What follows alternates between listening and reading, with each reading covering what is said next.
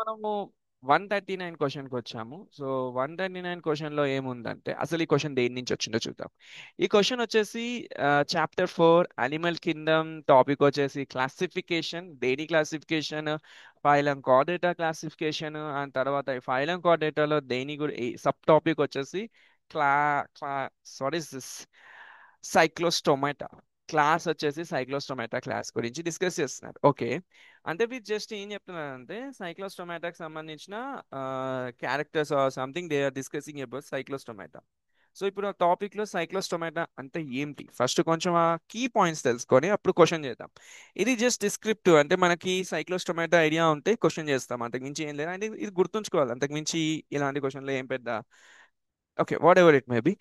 So Cyclostomata అనేది ఒక జాలెస్ vertebrates, అంటే దీనికి అర్థం ఏంటి, అది వర్టిబ్రేనే కానీ దానికి జాస్ లేవు, దానికి జా అనేది లేదు. సో అందుకే they calling as jawless. So ఆ తర్వాత ఈ ఆర్గానిజం ఈ సైక్లోస్టొమాటోలో ఏమేమి ఆర్గానిజమ్స్ ఉంటాయంటే ఒకటి పెటిరోమైజాన్, ఇంకోటి మాయజిన్, లేకపోతే లామరస్. These are the organisms they present. ఇట్లా పెద్ద చెప్పనీకి ఏం లేదు. దీని యొక్క క్యారెక్టరిస్టిక్ ఫ్యూచర్స్ చెప్పాలనుకుంటున్నా. అంటే ఫ్యూచర్స్ అంటే ఏం లేదు, ఈ సైక్లోస్టొమాటోని మనం ఎలా గుర్తుపడతాం. ఫస్ట్ థింగ్ అండి, సైక్లోస్టొమాటాకి మెయిన్ గా ఎందుకు ఆ పేరు వచ్చిందంటే సైక్లో అంటే దానికి అర్థం సర్క్యులర్, స్టొమాటా అంటే దానికి అర్థం మౌత్. దాని యొక్క మౌత్ సర్క్యులర్ గా ఉంటది, అందుకే వాటిని సైక్లోస్టొమాటా అంటారు. అంటే చూసి దాని పేరు ఇలా చెప్పారు. They are given the name when they look that mouth, and that mouth is looking like circular, so that's why they given the name as circular mouths. So that's what they have. So next thing, their bodies are elongated, ఈ like scaleless. ఇవన్నీ పెద్ద చెప్పాలని నేనేం లేదు, ఎందుకంటే ఇవి ఇలా మీ ఎన్సీఆర్టీలో కూడా అలానే ఇస్తారు. వీటికి ఎలాంగేటర్, ఈ లైక్ స్కేల్లెస్, ఇవన్నీ జస్ట్ డిస్క్రిప్షన్. చూడండి ఇవి కూడా ఇంపార్టెంట్, గుర్తుంచుకోవాల్సిందే. ఎందుకంటే ఒక సైక్లోస్టొమాటా ఇచ్చి వేరే సబ్ క్లాస్ ఇచ్చి రెండిట్లో కామన్ ఏంటి అని అడగొచ్చు, లేదా రెండిట్లో డిఫరెంట్ ఏంటి అని అడగొచ్చు, లేదా రెండు అడగకుండా కూడా ఉండొచ్చు. So well, if it is benefit అంటే మీకు బుక్ మొత్తాన్ని ఒకసారి రివైజ్ గుర్తుంచుకోవడం ముఖ్యం, అంతకుమించి ఏం లేదు. తర్వాత వీటి స్కెలిటన్ కార్టిలేజినస్, ఆ తర్వాత వీటికి పేరెడ్ ఫిన్స్ ఉందో అదే, అంతకన్నా ఇంకేం లేదు. So these are the general features. I don't want to go in that much of detail, but I want to talk about the related, ఈ క్వశ్చన్ కి రిలేటెడ్ గా ఉన్న పాయింట్ ఏదో చెప్పాలనుకుంటున్నా. ఇలాంటి క్వశ్చన్స్ లో అంత ఇంట్రెస్టింగ్ గా ఏముందో, just they have given word and they హాస్కి. కానీ నేను దీంట్లో ఒక పాయింట్ చెప్తా ఏంటంటే, దీని గురించిలో ఒక ఒక ఇంపార్టెంట్ పాయింట్ ఏంటంటే, ఈ సైక్లోస్టొమాటోలో ఉన్న అన్ని నెంబర్స్ చూడండి, ఇక్కడ చాలా క్లియర్ గా రాశారు, ఆల్ లివింగ్ మెంబర్స్, ఎక్సెప్షన్ లేకుండా వర్డ్ ఇచ్చారు. అది చాలా ఇంపార్టెంట్ పాయింట్. అంటే సైన్స్ లో ఏదైనా 100% ఇదే ఉంటది అని చెప్పడం ఎక్కడ జరగదు. లైక్ 99.9% చెప్తాను. ఈవెన్ మీరు ఫిజిక్స్ లో ఒక రాకెట్ ని పైకి పంపిస్తే అది సక్సెస్ అవ్వకపోనికి 0.001% అంటారు. సక్సెస్ అవ్వనీకి 99.9%. ఇప్పుడు మీరు డెటాల్ ఇస్తారు కదా, డెటాల్ మీద 99.9 జెమ్స్ చనిపోతాయి అంటారు, మళ్ళీ 0.1 జెమ్ ఎందుకు చనిపోరు? అంత చంపిన ఒక డెటాల్ 1% ఎందుకు వదిలేస్తుంది? ఎందుకంటే ఎవరు కన్ఫర్మేషన్ చెప్పరు సైన్స్ లో. ఎందుకంటే ఇది నెక్స్ట్ ఇలానే చదువుతారు, ఇలానే ఇది ఇది ఇంతే అని చెప్పారు. ఎందుకంటే ఎవాల్వ్ అవుతూ ఉంటుంది science, I mean cells evolve అవుతాయి, దాని టిష్యూ ఎవాల్వ్ అవుతుంది. సైన్స్ ఇంతే అని చెప్పడం ఉండదు. సో కానీ ఇక్కడ మాత్రం ఏం చేశారు, డైరెక్ట్ గా ఒక క్లాస్ నే వారు ఏం చెప్పారంటే అన్ని లివింగ్ మెంబర్స్ అనేవి ఎక్టో పారాసైట్స్ చెప్పారు. సో అందుకే వారు స్పెసిఫిక్ గా ఈ క్వశ్చన్ యాడ్ చేశారు. అంటే ఈ నార్మల్ క్వశ్చన్, ఈ నార్మల్ పాయింట్స్ కాకుండా ఈ మెయిన్ పాయింట్ ని ఎక్కడైనా డైరెక్ట్ గా సైక్లోస్టొమాటా అనేది అన్ని ఎక్టో పారాసైట్ అనే వర్డ్ చెప్పడం చాలా కష్టం. ఎందుకంటే ఇప్పుడు ఒకవేళ ఫ్యూచర్ లో ఒక సైక్లోస్టొమాటా వచ్చారు ఎక్టో పారాసైట్ కాలేదనుకో, ఈ వర్డ్ చాలా కాంట్రడిక్టివ్ అవుతాయి. ఇన్ని సంవత్సరాల నుంచి మీరు నేర్చుకుంది ఇది రివర్స్ అయింది, కానీ అలా ఇప్పటివరకు కాలేదు కాబట్టి. So that's why they given the specific ectoparasite characteristic parasitic nature ని వారు ఇంపో వారు ప్రొసెస్ చేసి మీకు ఇచ్చారు. అంటే మీరు ఎలా ఆలోచించాలంటే ఒక బయాలజిస్ట్, ఒక రీసెర్చ్ ఓరియంటెడ్ గా ఆలోచించండి. మీకు సైన్స్ లో కొన్ని ఆర్గానిజమ్స్ ని కనుక్కొండి అయ్యా అని చెప్తే, డైనోసార్స్ గురించి వెతకడానికి స్టార్ట్ చేస్తే, మీరు ఒక డైనోసార్ మీకు ఆఫ్రికాలో దొరికింది, ఒక డైనోసార్ ఇండియాలో, ఒక డైనోసార్ ఆస్ట్రేలియాలో దొరికింది. ప్రతి డైనోసార్ ని మీరు వెతికాక మీరు ఒక కన్క్లూషన్ ఇచ్చారు, ప్రతి డైనోసార్ ఈ ఆకులు లీవ్స్ మాత్రమే తింటారు, వేరేది ఏది తినదని. ఇది ఎంత పెద్ద స్టేట్మెంట్ అంటే కొన్ని కోట్ల సంవత్సరాల ముందు చనిపోయిన అన్ని డైనోసర్స్, అంటే కొన్ని కోట్ల కోట్ల డైనోసర్స్ ఫర్ సపోజ్ ఒక, అంటే డైనోసర్స్ అంటే అన్ని టీఎస్ ఇదే మాత్రం కాదు, ఆ డైనోసర్ ఎరాలో ఉన్న ప్రతి స్పీషియస్, డైనోసర్ కి సంబంధించిన ప్రతి స్పీషియస్ అన్ని ఆకుకూరలే తినేవి. అంటే ఇప్పుడు ఫర్ సపోజ్ మన మనుషులు ఒక 8 బిలియన్ మనుషులు అనుకున్నాం ఈ భూమి మీద, అందరము ఆకుకూరలే తిన్నాము అని అర్థం. అంటే జపాన్ లో ఉన్న ఒక గల్లీలో ఉన్నవాడు కూడా ఆకుకూరని తిన్నారు, అమెరికాలో ఉన్నవాడు కూడా ఆకుకూరని తిన్నారు. అంటే ఇక్కడ డైరెక్ట్ ఒక స్టేట్మెంట్ ఇచ్చేసారు. అర్థమవుతుందా?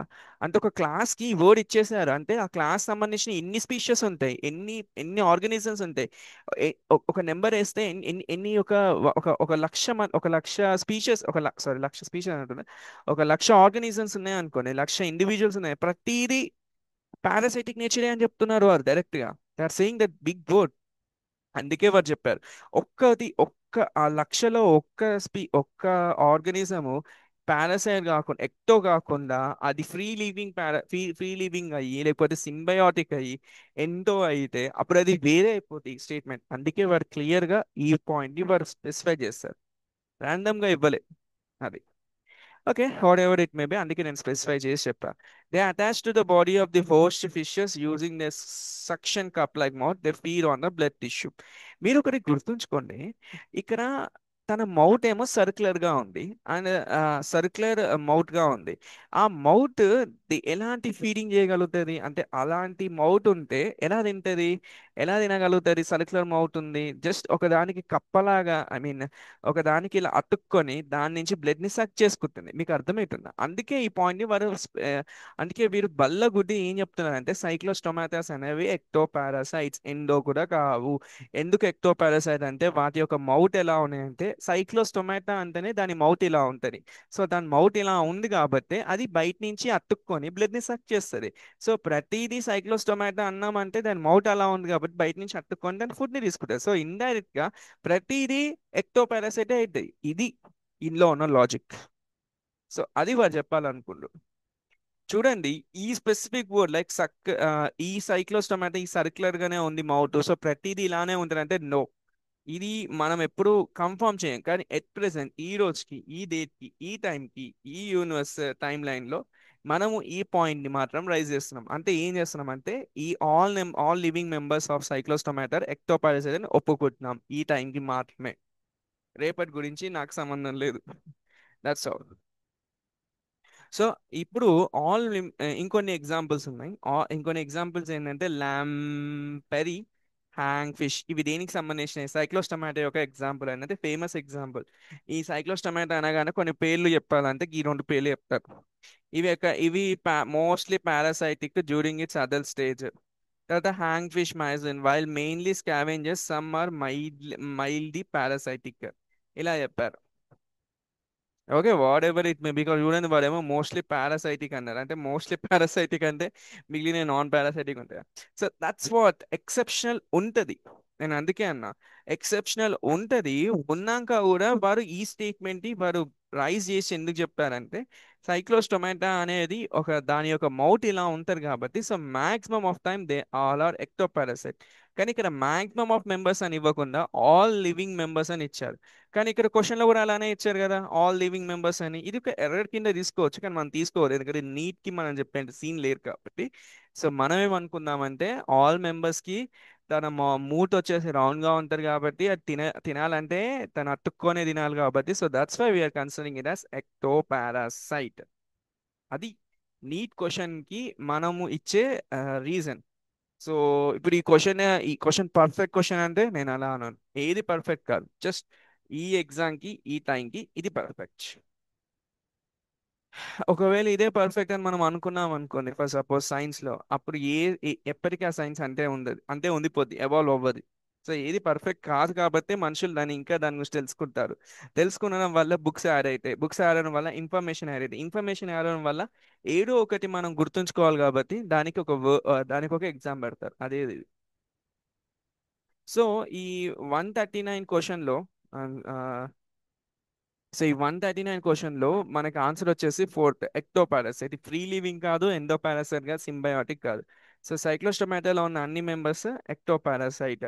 వాటి యొక్క డెఫినేషన్, క్యారెక్టరిస్టిక్ ఫ్యూచర్ పారాసైటిక్, దాంట్లో కొన్ని ఎగ్జాంపుల్ కూడా మళ్ళీ ఇలా చెప్పారు, వారే చెప్పారు మళ్ళీ మోస్ట్లీ పారాసైటిక్ అని. So that's it. సో ఈ క్వశ్చన్ కి మోస్ట్ ప్రాబబుల్ ఆన్సర్ ఇది. చూడండి, మనం చేసే ప్రతి క్వశ్చన్ లో మనం ఒక ఆప్షన్ ఎలా క్లిక్ చేస్తామంటే మోస్ట్ ప్రాబబుల్ అంటే ఈ రెండు ఆప్షన్స్ లో ఏది పర్ఫెక్ట్ అన్నట్టు చూస్తాం, అంతేగాని ఆ ఇది పర్ఫెక్ట్ దీంతో కంపేర్ చేస్తే. ఒక కుకుంబర్ ఇస్తాను మీకు, ఒక కాకరకాయ ఇస్తాను. కుకుంబర్ కాకరకాయలో ఏది టేస్టీగా ఉందంటే మీరు ఏమంటారు? అంటే టేస్టీగా ఉంటుంది ఏదంటే కుకుంబర్ అంటారు, ఎందుకంటే కాకరకాయ చేదు ఉంటుంది కాబట్టి. కానీ నిజంగా కుకుంబర్ కూడా చేదు ఉంది అంటే తీయగా ఉంది, టేస్ట్ ఉంది. But comparison. సో క్వశ్చన్స్ అలానే ఉంటాయి, కంపారిజన్ బేస్ మీద చేయాలి.